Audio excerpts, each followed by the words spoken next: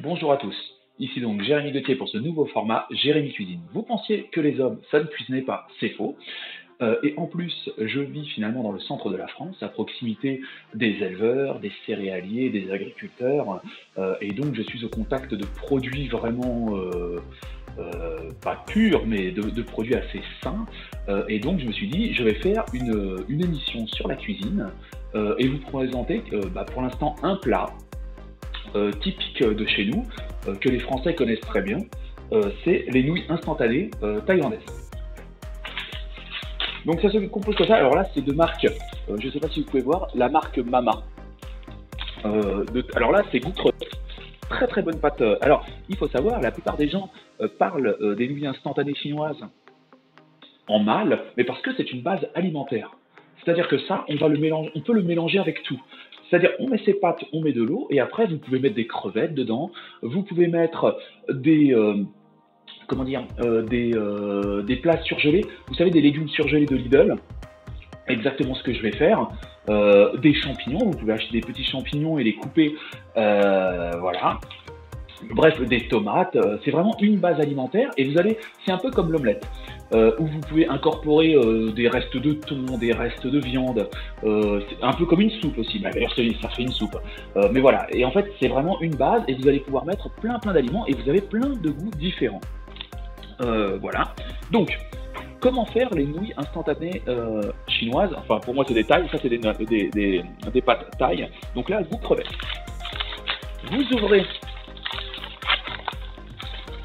le paquet. Alors, ce qui est bien, c'est de casser, moi je le fais, mais peut-être pas vous, vous cassez carrément les pâtes, vous voyez, vous les broyez, voilà.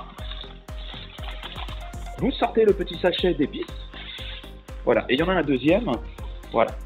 Hop. Donc ça c'est pas une purée de piment, hein. Ça donne du goût, c'est très bon. Voilà, le piment est à part. Alors après, évidemment, reste à savoir si vous voulez mettre tout le piment ou pas le piment. À savoir que les nouilles thaï peuvent être très épicées. Donc, j'ai mis ça. Ensuite, vous mettez le piment. Alors par exemple, moi je le remplis à la moitié, donc je mets pas tout le sachet de piment. Je vais en mettre la moitié. Voilà, pas tout. Voilà. Et maintenant, la deuxième partie du sachet, c'est les épices. Voilà, enfin le goût quoi, ce qui donne le goût, les arômes et tout le bazar. Voilà. Donc là, ça vous fait la base. Voilà, c'est fini. Donc, alors ensuite, je vais chercher alors là, moi, c'est une poêlée surgelée.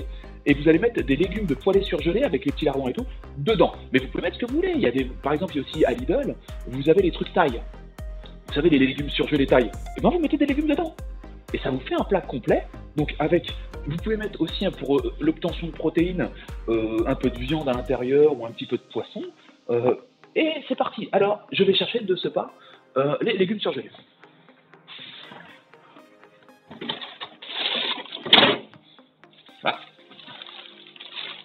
Voilà. Alors, on ouvre ça. Voilà. Donc là, petite poêlée de légumes. Alors, voilà.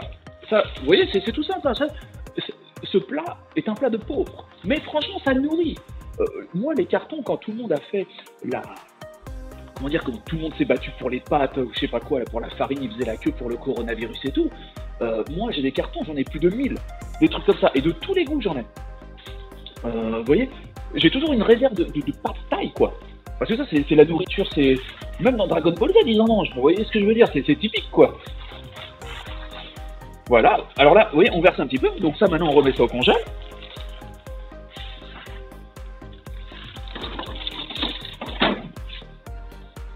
Alors, voilà ce que ça donne. Je vais m'approcher. Voilà.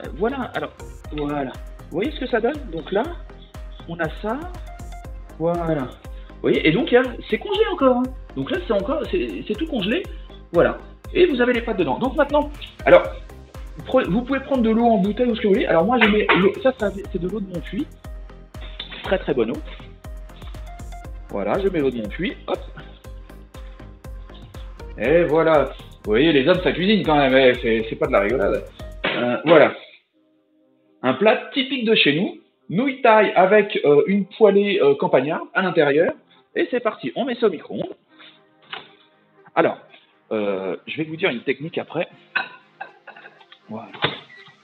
Et donc là, alors, quand c'est surgelé comme ça avec l'eau, il faut mettre environ 4 minutes, allez, ouais, 5 minutes, 5 minutes. Alors, si, il faut savoir, si c'est déjà surgelé et que c'est encore congelé, mettez-le 5 minutes avec l'eau. Parce que finalement, bah, ça, évidemment, bah, vu que c'est congelé, ça l'eau se refroidit aussi, donc le micro-ondes met plus de temps finalement à faire chauffer les pâtes et à rendre tout ça chaud. Donc on n'a plus qu'à attendre et c'est parti.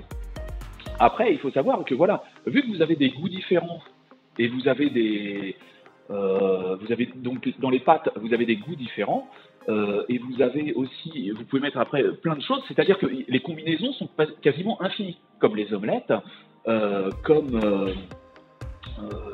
et comme les soupes aussi d'ailleurs. Voilà, donc ça, ce sont, si vous voulez, il ne faut pas manger les pâtes en tant que telles. Souvent, les enfants me disent je veux des pâtes croquantes. Je leur dis non, il faut les mélanger. Mais vous voyez, ça doit pas, si vous voulez, il ne faut pas vous nourrir uniquement des pâtes thaï, mais il faut les mélanger avec d'autres choses. Par exemple, si vous achetez des crevettes à Lidl, si ces crevettes sont vraiment. Alors, et je vous parle de Lidl parce que moi je vais acheter mes courses à Lidl, hein, mais vous pouvez aller où vous voulez. Les crevettes, vous mettez, moi je coupe des crevettes, des bouts de crevettes ou de gambas fraîches, je les fous avec les pâtes thaï et c'est parti. Et vous pouvez mettre vraiment, vous pouvez mettre énormément de choses. Aussi, ce qui est très très bon. Alors, pour les non-musulmans, les saucisses, vous coupez des saucisses, des petites saucisses, des knackis, et vous foutez ça dedans. Ou alors des saucisses de volaille pour les musulmans. Et voilà, et c'est très très bon aussi. Et vous avez tout un tas de... Alors, ce qui est excellent aussi, c'est les champignons de Paris. Vous coupez ça en petits morceaux, les champignons de Paris, et vous mettez ça là-dedans aussi. Que vous pouvez mixer avec les crevettes, tout ce que vous voulez. Vraiment, la pâte thaï est une base alimentaire, il faut le savoir. Voilà, voilà. Donc, écoutez, on attend encore 3 minutes. Ah ouais, c'est long. Alors, c'est long, vous voyez, mais vous voyez, et ça, finalement, avec cette technique, regardez, ça n'a rien sali. Vous n'êtes pas emmerdé là à faire chauffer, allez, et là, et c'est bon, et vous avez votre plat. Et donc après, étant donné que j'ai vu que dans les trucs, je sais pas, il y a un truc qu'ils appellent ça les YouTube, les tendances ou je sais pas quoi, alors je vais déguster devant vous. Alors ce qui est intéressant, je vais vous dire une petite astuce de gars du terroir. Les pâtes thaï, ne les remplissez pas, ne remplissez pas l'eau au truc, parce que si ça a trop chauffé, et ben vous mettez un peu d'eau froide. Vous voyez? Donc vous le sortez, là ça va être trop chaud, vous brûlez la langue, c'est chiant. Et ben là, vous mettez un peu d'eau fraîche, et ça refroidit votre plat et vous pouvez le manger tout de suite. Alors évidemment, il faut quand même assez le faire chauffer, parce que après, si les pâtes sont croquantes, c'est pas bon. Il faut que les pâtes soient vraiment, qu'elles soient bien molles. Si c'est croquant, ça veut dire que vous n'avez pas bien fait chauffer le truc. Voilà. Mais toujours, hein, je le répète, c'est plus long de faire chauffer quand c'est déjà congelé à l'intérieur. Après, au niveau du temps de chauffe, c'est plus, comment dire, je suis expert en pâte thaï, hein, qu'on soit bien d'accord.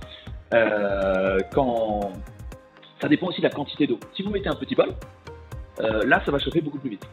Je vous conseille de mettre beaucoup d'eau, parce que finalement, ce qui est très très bien, c'est que finalement, vous avez des féculents,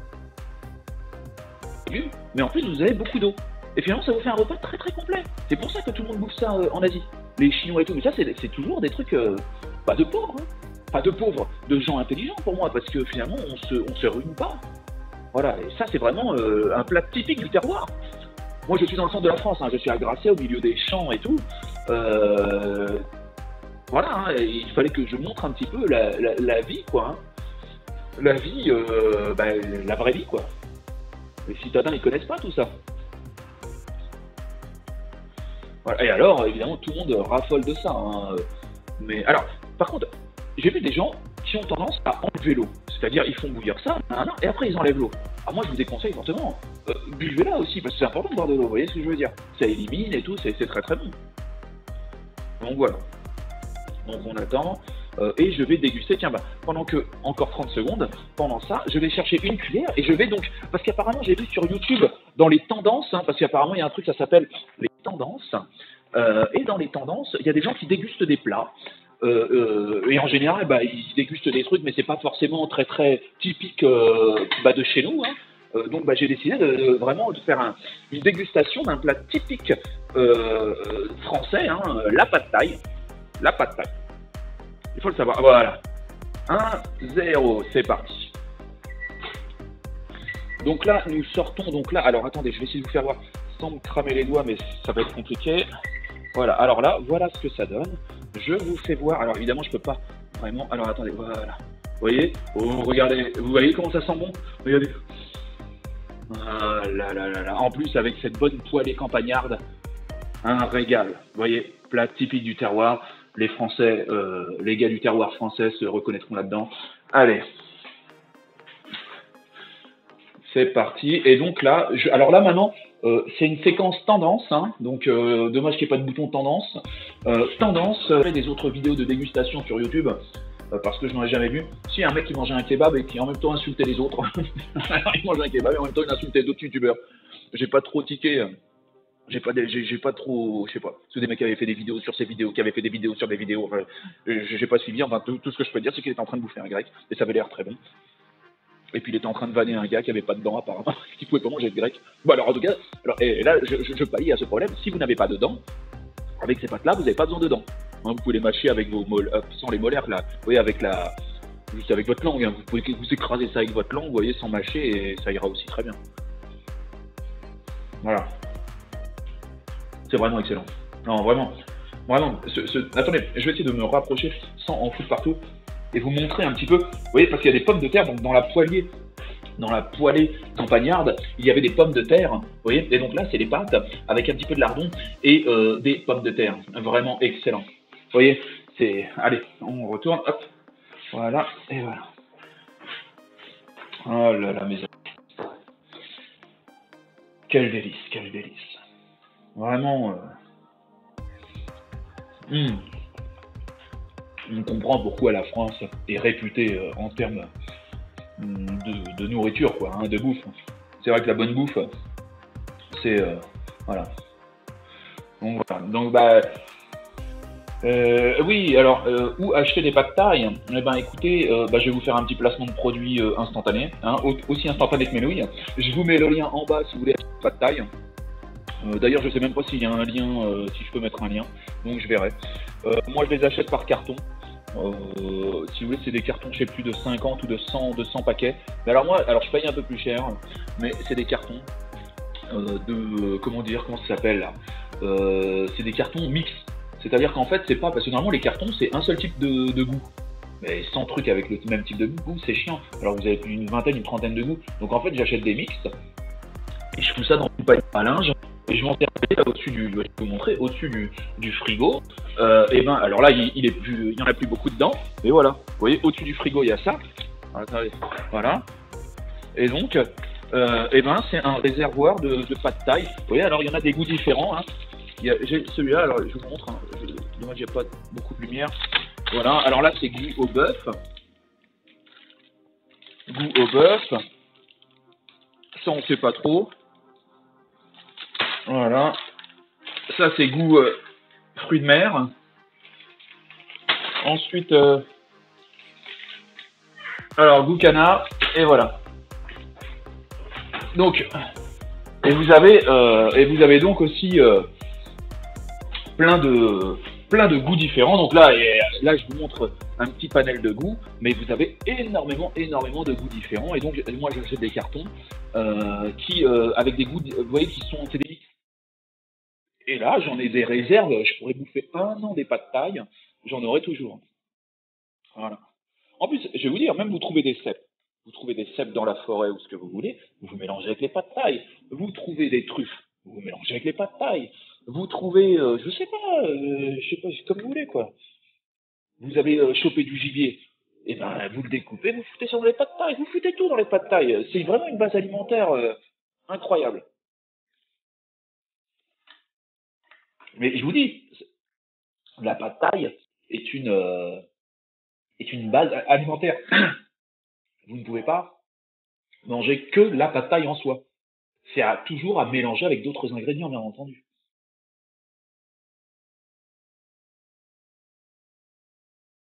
Et alors, même le matin, au lieu de manger des trucs, des cornflakes, ou ce que vous voulez, prenez des pâtes thaï. Moi, c'est ce que je fais. Parce que finalement, ça fait pas énormément grossir. Hein. C'est vraiment. Et puis, vous voyez, c'est pas sucré comme le matin, comme la confiture ou ce que vous voulez. Un truc de pâte taille, c'est parti. Voilà. Écoutez, ouais, parce que quand même, vous allez pas me voir me bouffer pendant 10 minutes ma truc, quoique c'est tendance. Alors, bah, vous devriez me regarder jusqu'à la fin, mais je vais vous épargner ça quand même, même si c'est tendance. Écoutez, j'espère que vous avez aimé cette vidéo. Likez ça, vous pouvez vous abonner. Et si et donc je reviendrai vous faire de nouvelles vidéos sur la cuisine du terroir français, parce que je pense qu'il est bien de faire la promotion vraiment des valeurs françaises et tout ça. Voilà. Écoutez, bah, excellente journée et puis bah, kiffez bien les pas de taille. Allez, salut.